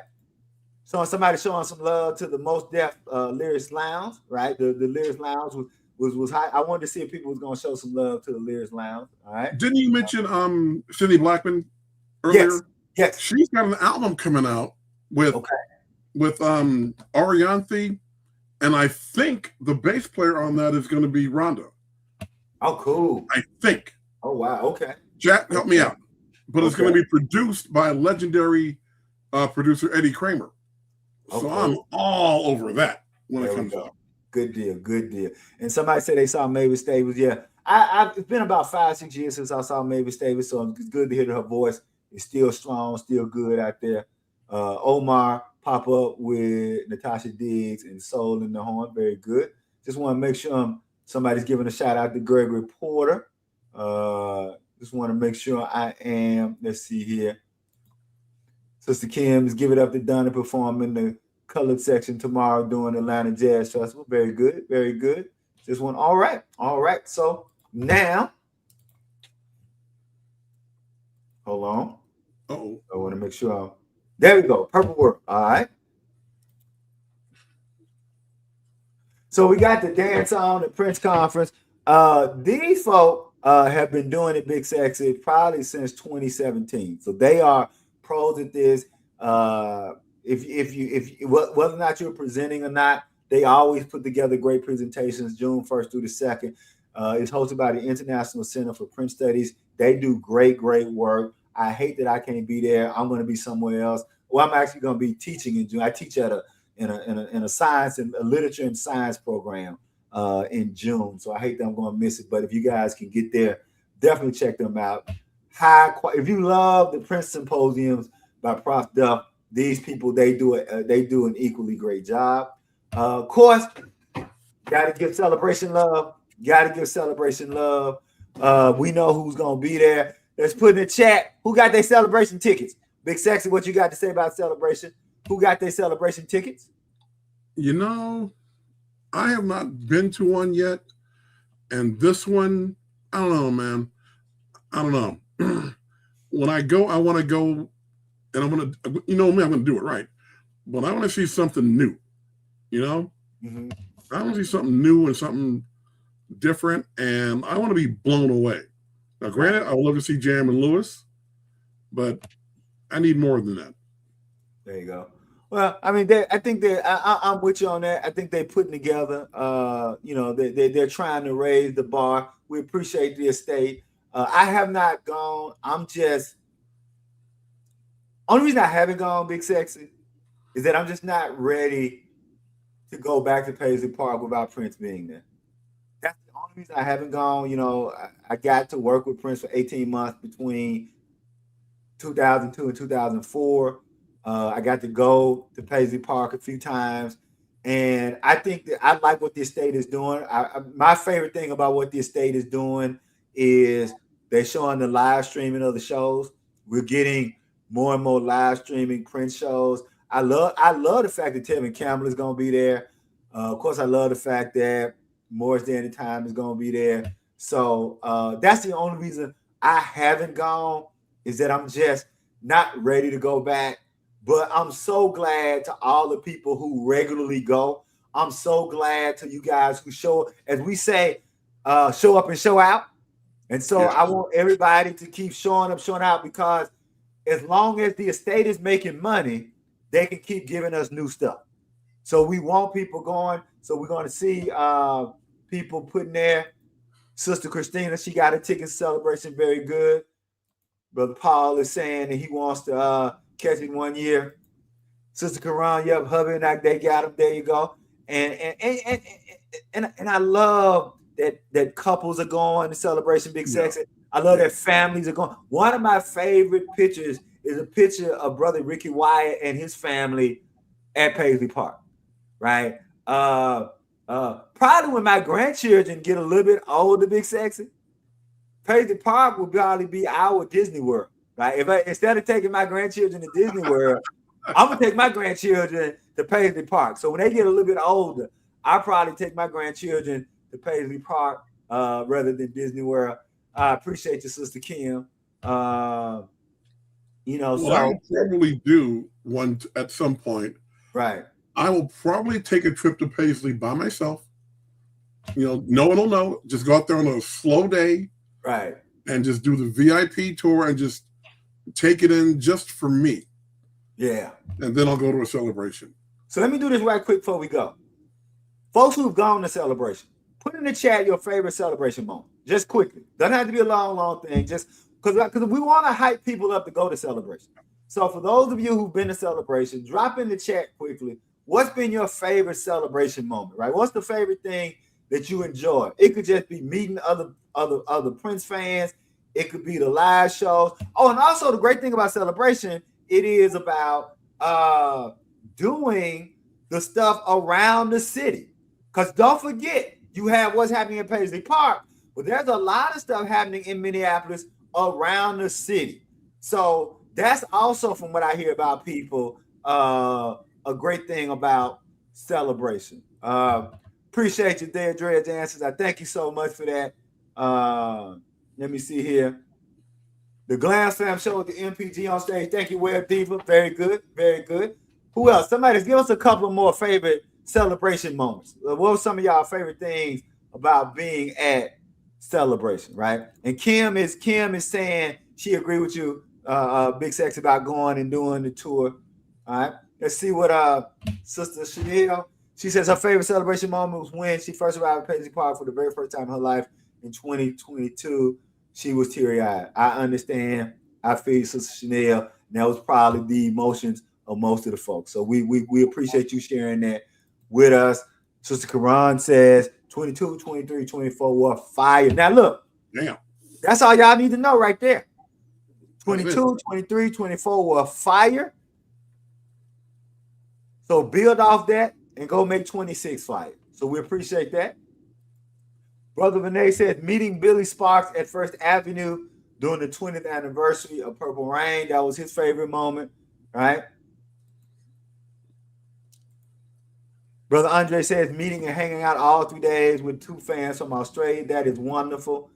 Sister Cassandra said the first celebration 2017 because George Clinton was electric, right?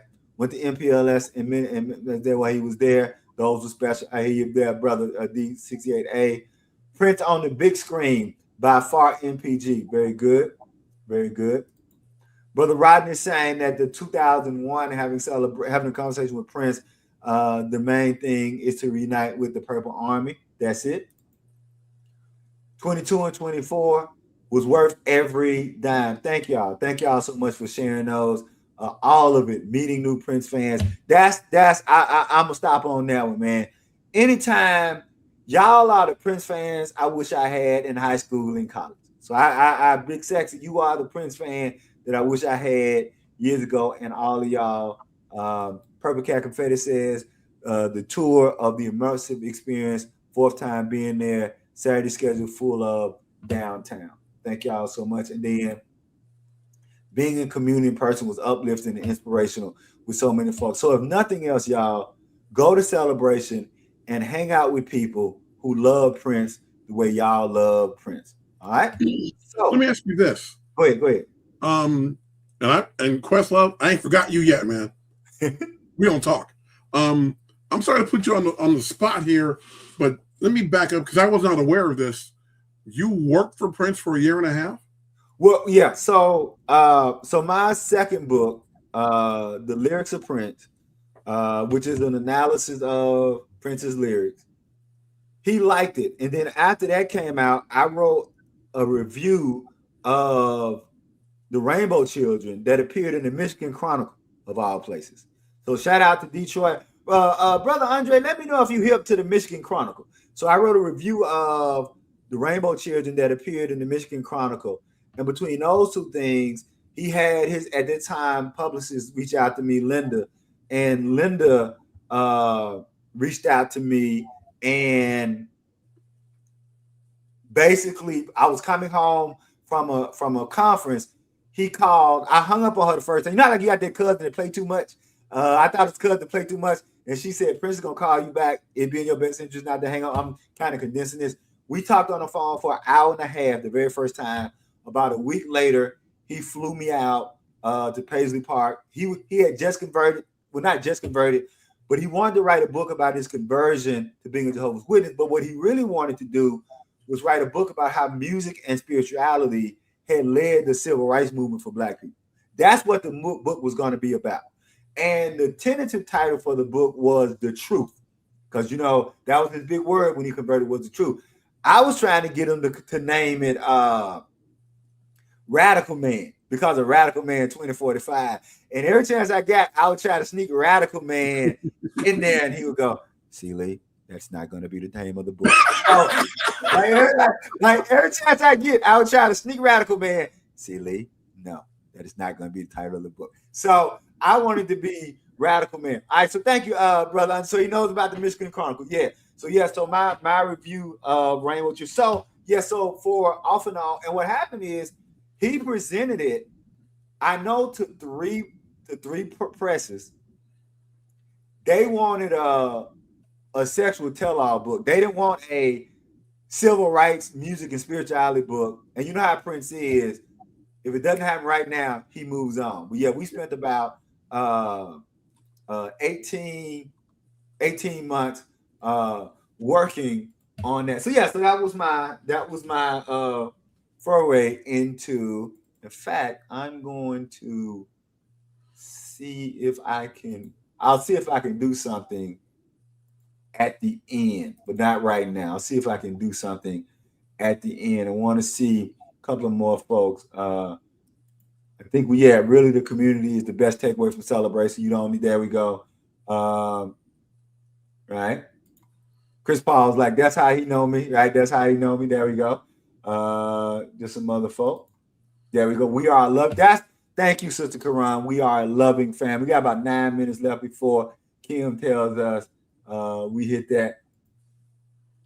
Appreciate you, Brother Rodney. Let me see here. All right. So go to celebration, tell somebody celebration. And of course, y'all know when you guys come back from celebration, when y'all come to the chat, y'all gonna have to tell us how it was. All right. So again, Shaka Khan is gonna be at celebration. We're also gonna have Paisley Park and Prince Celebration, Club 3121. We're gonna have with Liv Warfield, DJ Rashida, and Ashley Tamar. So definitely want to check that out. Also, if you can't make it and you're down south, want to give a big shout out to DJ Soul Sister. She puts on, and this is wonderful, Big Sex. I've been to this twice, the Purple Takeover in New Orleans. So if you can't make it up to Minneapolis and you live down south, and these are all free. So Google Purple Takeover New Orleans if you want more information about this. And this sister, by the way, Big Sexy, she is an archivist at Tulane University.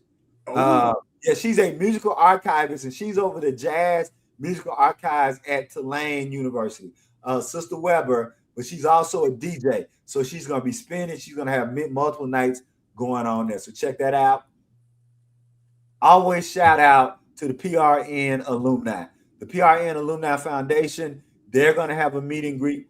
And for folks who don't know, the PRN Alumni Foundation, I don't want to speak out of turn, but what they do, Brother Sexy, is they actually create funding for charitable events through the people who played with Prince. And so I think that's why you want to support them, because they're keeping alive the charity work of Prince. And that's what I love about the PRN alumni. Also got the party up. It's not a celebration, it's a party. And that is the love for one another. So that's Sister Marte Garcia's foundation that she started with Prince, the love for one another. And so it's going to feature Sheila Lee. I think they had an event. Did they have an event on the West Coast? I think they had an event, I think on the West Coast, the Love for One Another Foundation had an event on the West Coast. All right. And of course, I'm sorry.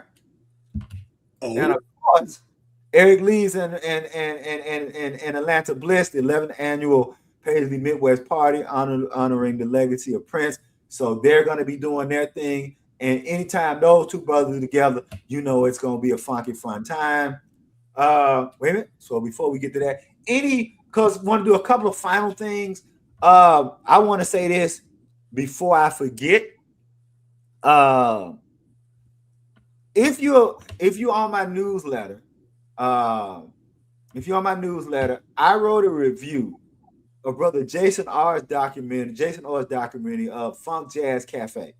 So if you guys are familiar with Funk Jazz Cafe down in Atlanta, that went on for 20 years, they have a great documentary. So Jason has produced this great documentary about the Funk Jazz Cafe Arts Festival. And so if you want to check out my review, go to Substacks, go to Psychedelic Literature, and I wrote it's only a 3-page review, but that review is excellent. And I put the links in the review where you guys can find out about seeing the actual documentary. But it's a documentary of the Funk Jazz Cafe, and like everybody is in that doc who was at Funk Jazz Cafe during that time. Outkast, Goody Mob, India Ari, Joy Gillum, Omar, the brother who started Loose Ends. Check that out. Check out that. So go ahead. You wanted to have a Questlove thing, and then we're gonna close us out. Yeah. Before I get to that, Eric Lees, if you haven't had a chance to see Eric and speak to him or hear him speak, you gotta go. Miss Dean and I did an interview with Eric a few years ago, and he is a treasure trove of great stories. He really is. Now, as for Mr. Questlove, Mr. I have a new film coming out. Let me state for the record, I really, really respect what he does. I love him as an interviewer. I loved him on Questlove Supreme, and now that's changed into the Questlove Show. He's a great interviewer. Having said that, he ain't no filmmaker. Hold on. Stop. When he did Summer of Soul, he came across some archival footage which needed to be seen. Don't get me wrong. But to me, when you direct a film, you're out there with your Spike Lee on, your little microphone, calling the shots, setting up the shots, doing all that. He didn't do that. What he did was he put in some new pieces and had it edited around that. I'm sure he did the same thing with Earth, Wind, and Fire. I know he did the same thing with Sly Stone. And to say all that, I'm going to go ahead and say it. I can do that. I did it in my undergraduate years at Sac State. I can edit. I can put together a film. So having said that, a state, give me a shot. Let me put together a little treatment of what I would do with the opportunity, and I'll get it to you, and we'll go from there. If Questlove can do it, no disrespect, but I can damn sure do it. Now, thank you. Thoughts, I said it. The thoughts, views, and opinions of Big Sexy are Big Sexy alone and does not reflect what did Prince do this week. But I think the point is that what you're saying is that Questlove has shown that there's a blueprint that the state can use to get something out. And so I know a lot of people are gonna take that as a shot at Questlove. I think what Big Sexy is really saying is use the Questlove blueprint estate, and then you guys can get some things out. And so I'm going to do before we get let me see something here. All right. Now I'm going to do something just quickly, and then I'm gonna come back because I promise we're gonna close out. Let me see something just so I can. Let me see what I have here. No. Shoot. Hold on. Seeley the diplomat. Let me see something here. I just wanna because share screen. Window. Okay. All right. Uh-oh. Hold on. All right. So I'll just share this. This was the first fax that I got from Prince. So this was the very first fax that I got from Paisley Park. I'll just do this. Just I know. Well, I was told. So you see Paisley Park Studio, Audubon Road, Chanhassen. So this was the first fax that I got from Prince, and what it did was it detailed. So Lynn Anderson was the person who contacted me. The fax was on August 27th, and it was my travel route. I was going to be picked up, told what day I was going to be picked up, gave me my flight arrangements. And so where I was going to be staying is going to take me to Paisley Park. I was going to be flying on Delta. So yeah, so this was the first fact. Just so when you mentioned that, I would just share that. And so that's what that is. That was the first fact. That was the only thing I actually kept from my time with Prince was the facts that I got. So I'm gonna stop sharing that. So let me stop sharing that. That's and so awesome. Get back to share screen and that, and then share, and then hold on. Okay, so we're back on. And so now, so yeah, so I just wanted to just share that with folks. And now, as Prof. Duff always does, we're 1 minute over. So there are so many people who work with Prince and contribute to Prince who, in their time of need, we want to show them love. So we want to give love to Sister Jackie Thompson. She has a GoFundMe for her after her battle with lung cancer. We want to show her some love. Definitely Sarah Ann, who Rich Benson's wife passed. And so we want to show him some love, and please donate. And what we always say is it doesn't matter how much you can donate, whether it's $5, $10, $1. And Prof. Duff says, even if you can't donate, go on and share a kind word. But I want everybody to know that $1, $2, it's collective. If I give $1, Big Sexy give $1, everybody in the chat give $1, then it mounts. So don't ever feel like you can't give, right? Also, the sister Addie Durant, right? They did the Clubhouse Purple Rain, and so we want to show her some love. We all know Brother Troy and his artistry, and so we want to just tell Brother Troy we love him. We also want to thank Brother Troy because Brother Troy donated and sent in a video when we did the video tribute to Prof. Duff at the symposium. So shout out to Brother Troy. Also, Dr. Funkenberry, his battle with cancer continues. Both Brother Troy and Dr. Funkenberry, they're battling with cancer. And so we want to give them some love.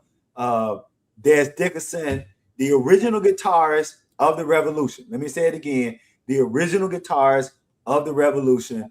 We want to show them some love. And then, as always, the playlist. So when you can go back, and we want to thank Prof. Duff for the playlist and everything that's been mentioned, all of the shows, all of the appearances. We want to thank Prof. Duff for that, so you can go and listen to everything. I'm sorry.